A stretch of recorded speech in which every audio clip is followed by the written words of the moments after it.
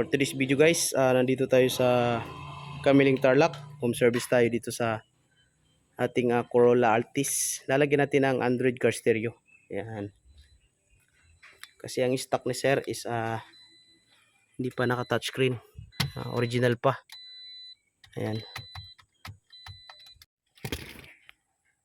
So right guys, bago natin baklasin yung kanyang stock na car stereo, titistingin muna natin kung active pa ba lahat yung kanyang mga speaker at kung gumagana pa ba yung kanyang steering control. Ayan. So testing muna bago kalas para safe tayo. Ayan. Sige nga, pindutin mo yung steering control. Ayan.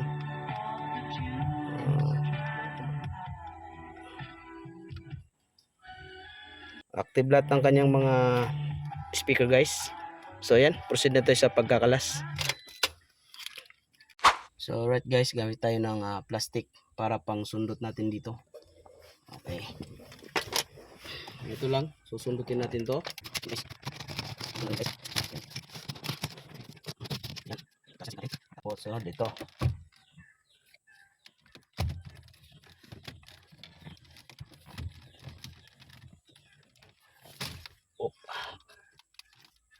Tapos may sakit dito yan.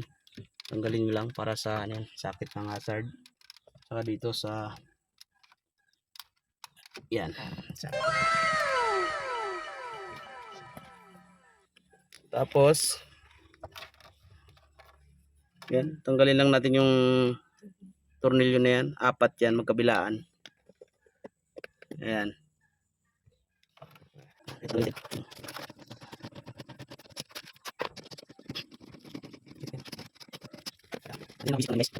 So ayan, pagkatapos natin tanggalin yung mga tornilyo, hilahin nyo lang yan. Ayan. Tapos may makita kayong mga sakit, tatanggalin nyo lang. Uy, may barya ata yung stereo ni sir. Wala? Yun nga, maraming barya alkansya. Sinot dito yung mga barya. Nagkaroon na ng ground to. So yan guys, yung mga nakasalpak dito, itong switch ng hazard, lilipat natin dito. Yan. Wow. Pati yung mga clip, lipat natin. Right. So wait guys, gamit tayo ng plug-in pinasakit para hindi na tayo mag-splicing. Yan. So salpak natin. Ganyan lang kadali. Alright.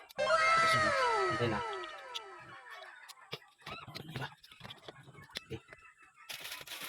Tapos yung dashcam natin, dito natin lagay sa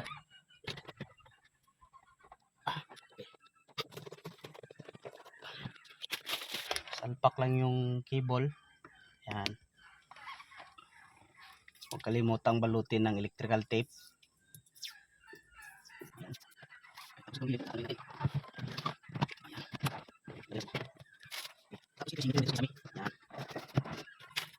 Tapos yung kanyang GPS natin lagyan natin dito sa balik naman siya. Tapos gamit tayo ng cable tie para malinis yung ating wiring. Ayan. Cable natin yung harness.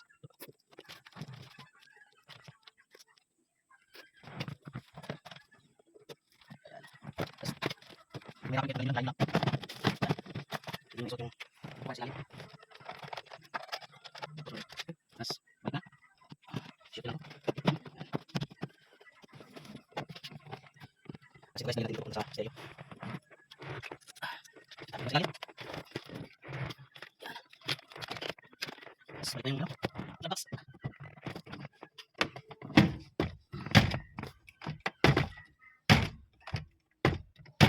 Ito yung sa USB cable niya. Yung isa gamitin sa dashcam. Yan. Ito sa dashcam. Ang native. Kasi lumabang wire. Yan. Tapos, ibutay.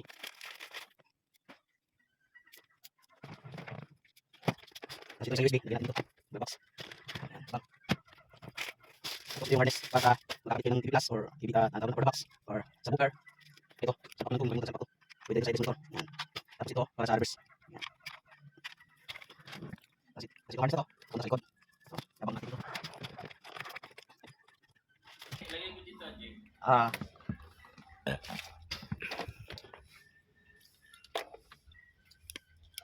Yan. Tapos ito, itong galing sa reverse wire. Tap nyo dito sa kulay pink na may nakalagay na back. Kita daday. Tapos lang. Tapos. Yan. Siguro kayo maglutin ng electrical tape. Yan. Tapos, isipin mo natin yung natin i-fix. Yan. Alright. Ay, susi.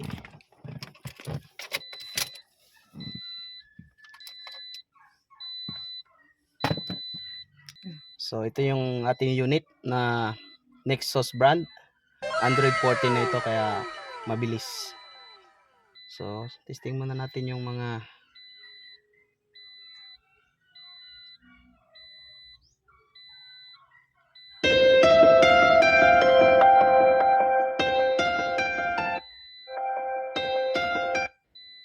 gandaan niya. Soft touch na siya. Tsaka mayroon na itong CarPlay. Ito yung kagandahan dito. May CarPlay na siya. So yan. Salpak na natin. Bago natin ikabit yung reverse camera. So yan lang. Sundan nyo lang. Sa antena. Sige sa reverse. Pagpot niya. Dutong lang. Tape para showball. Sundan nyo sa GPS antena niya. Tapos yung kanyang dashcam. Use dashcam. Yan. Tapos, siyempre, ayusin natin yung wiring.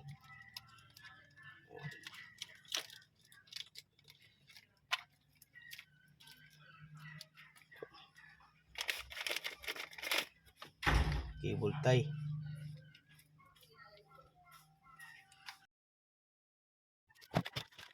Tapos,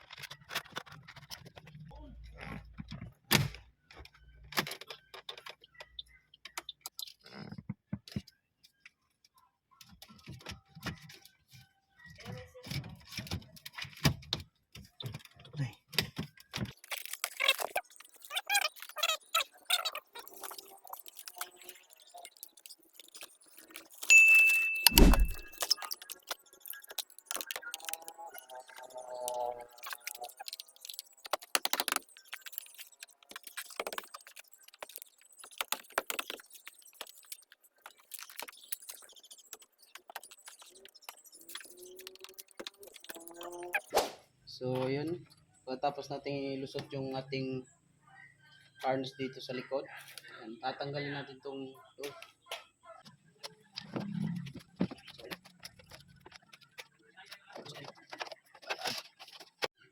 so yun guys, ito yung kanyang plate light. So dito natin nilalagay yung ating reverse camera. Ayan. Hindi na tayo maglalagay dito yung universal kasi nangalawang yung kanyang tornilyo. Ayan. So gawin natin original tignan.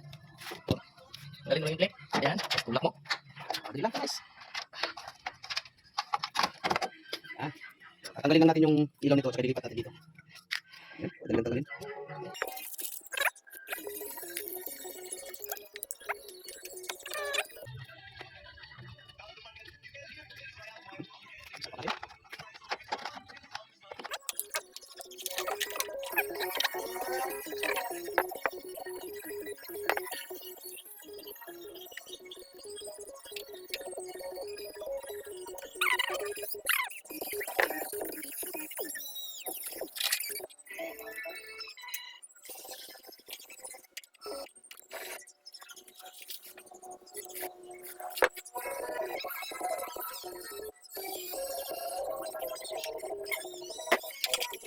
Wala.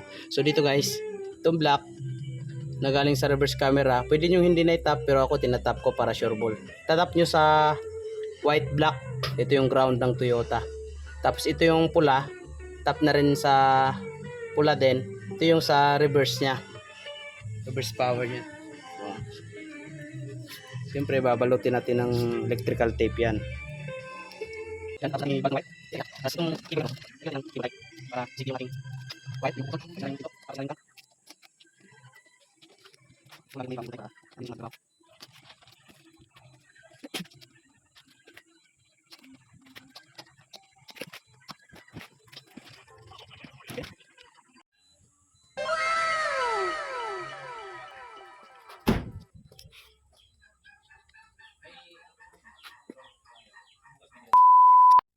So right guys, natapos na nating install yung ating Android dito sa ating Toyota Corolla Altis.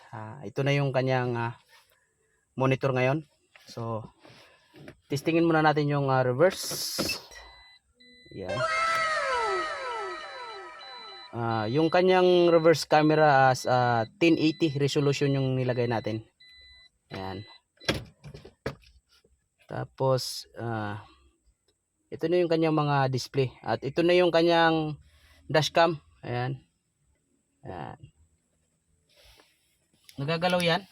Ayan. Nagagalaw yung na-adjust yung ating dashcam. Then pwede nyo siyang minimize. Ayan.